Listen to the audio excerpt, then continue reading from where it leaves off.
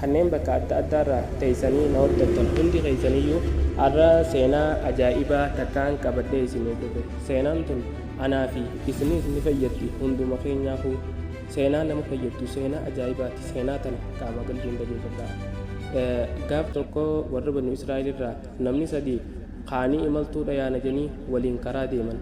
Osoon waliin karaa deemaa jiranii Rabbiin rizqii guddoo ziqee guddaa jechuun kan isaan ol fuudhuu hin dandeenye fideetti kanne.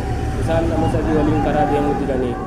Hoggaa kana osoo waliin deemuu jiranii gizee Rabbiin rizqii guddoo sanitti kannu ammaan tana bira tatta'an jechuu akkamiin fudhanna jedhanii addunyaadhaa beeku. Dhiiroo akkamiin fudhanna jedhanii bira tattaa'u jiran. Osuma isaan bira tattaa'u jiranii kaanii ammaan tana aduun itti dhiite. Yeroo aduun isaanitti dhiitu nama tokko isaanirraa kaanii ergatan waan nyaannu deemi nuu bitii kottu magaalaadhaa jedhanii qarsiitti kannatanii magaalatti ergatan. Nama lamaatu tomma riskii qabeenya guddaa zaaba ziqee Rabbiin kanneen san biratti hafe isaanirraa. Duraanuu nam sadiin isiniin jee namni lama ziqee san biratti hafe nama tokko magaalaadhaa deemu waan nyaannu nuu bitii jedhanii ergatan. Yeroo kana isaan lameen amma asitti hafan kun akkam jedhanii eegan. Gurbaan nuti gartee magaalatti ergannee waan nyaannu nuu bitii jennee erganne sun isa gisee inni dhufe nu majjeefna jedhanii isaan lameen kun wal mari'atan. Maaliif ziqee kana nu lameen bichaa adda fudhata isa firraa jeefnaa jedhanii asii wal mari'achuu jiran. Hogga kana inni tokkichaan magaala kutees anis nyaataan bitee asii galu waan keessatti beekan innis duruu niyyaa isaatiin mari'achuu ifitti haasa'u jira.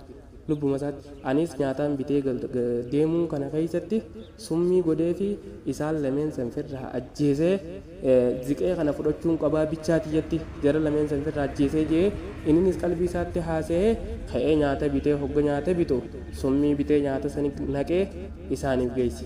Hogga isaaniif geessu isaan duraanurra wal mari'atanii jiranii gizee inni dhaqee nyaata kannuuf nyaata irraa fuudhaniituma kun nyaata kanaa kan wajjin nyaanne jedhanii isa ajjeesan. Ziqee kana nu lameen bichaatu fudhata jedhanii gizee isa ajjeesanii isa darban isaanis isa firraa ajjeefne jedhanii nyaata nu bite kana nyaannee ziqee kanaas fudhanna jedhanii caljanii nyaata summii qabu nyaatan isaan lachuutis ni du'anii inninis nu du'e. Ziqeenni sun eenyuuf hafe? Ziqeenni san akkasuma firraa hafee jechuudha. Obboleeyyan kiyya seenaan tun dhamaa fi dhaamsa bareedaa qabdi yoo qaamaa fi qalbiidhaan dhageeffattan. الدنيا ملعونة وملعون ما فيها إلا ذكر الله عالما ومتعلما وما والاه جنير كما ربي صلى الله عليه وسلم.